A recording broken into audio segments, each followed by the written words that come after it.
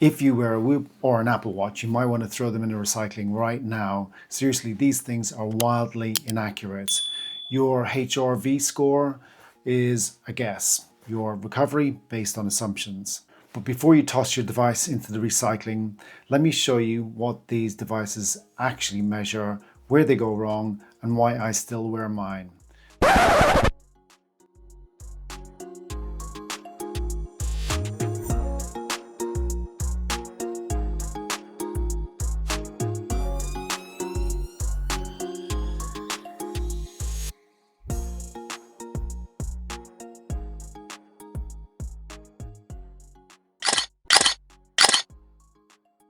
Let's break down 5 things that your wearable claims to track and what they're really measuring behind the curtains. HRV, or heart rate variability, sounds precise, but unless you're hooked up to an ECG, it's an educated guess at best. What they're actually doing with your Whoop or your Apple Watch is using a light sensor, shining light into your skin, and they're measuring pulse waves, not the electrical signals from your heart. Movement, skin tone, and even tattoos can, send these machines wildly off in the wrong direction. So I'm going to be, a little bit inaccurate with my devices because of my tattoos. VO2 max. So Apple Watches, they estimate it, and Whoop have started to do the same. But unless you're hooked up to a gas mask and have something measuring the oxygen in, and just as importantly, the carbon dioxide on the way out, then again, it's going to be an algorithm-derived best guess scenario, and it can be wildly inaccurate.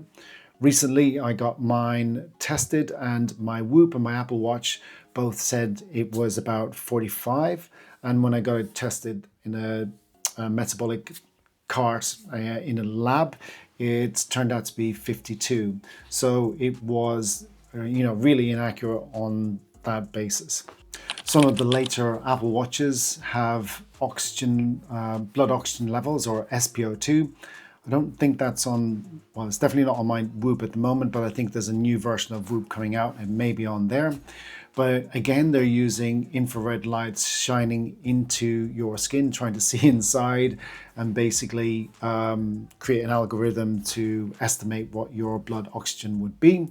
So better to use a fingertip blood oximeter, or arterial blood tests are the real deal if you want to go to that level. Respiratory rates can be tracked by, again, using light sensors on your skin, which tracks your pulse and your heartbeat, and then derives respiratory rate from that.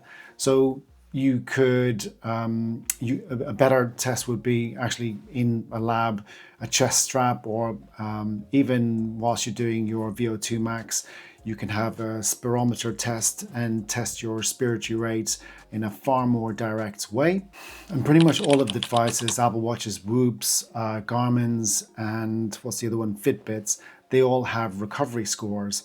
And they're, again, a combo score of your resting heart rate, sometimes your body temperature, your breathing rate, your pulse, your resting heart rate, your HRV, and the combination of all of those, and they derive a recovery score for you, tell you how well you're rested and how well you should be suited to training at various intensities the next day.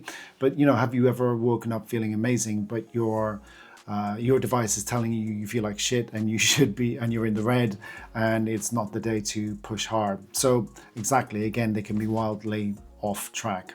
But here's the twist. I'm not throwing my wearables away just yet, because they actually do something that's really useful. They highlight trends. You don't need perfect accuracy every day. You need direction. Useful stuff to know is, am I sleeping better as a trend over time?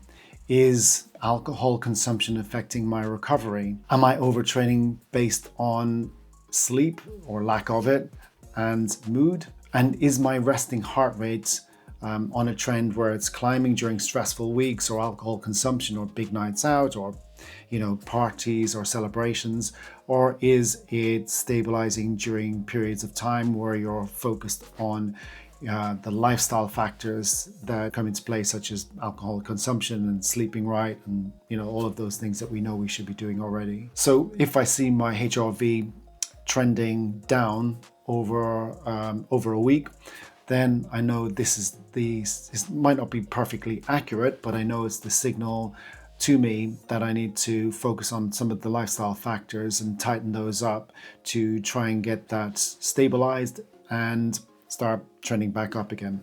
Same with tracking alcohol. So if I write down that I've had a beer or 2 glasses of wine, and I see that affect my recovery the next day, I mean, that is data that you can actually use and can be the impetus to help you affect the change. It can be the nudge that you need to make you take notice and actually make you take some action, more importantly.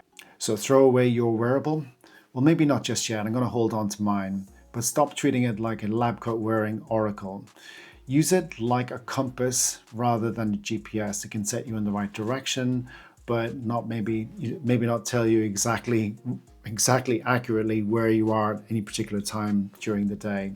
Let it nudge you in the right direction, not rule your life. I'll still be wearing mine, but now I'm wearing it smarter. Or at least I'm telling myself I wear it smarter. If this gave you a wake-up call, then hit the subscribe button, like the video. I'll be delving into more things fitness past 40 in relation to performance and mindset, and I look forward to seeing you in the next video. Cheers, guys.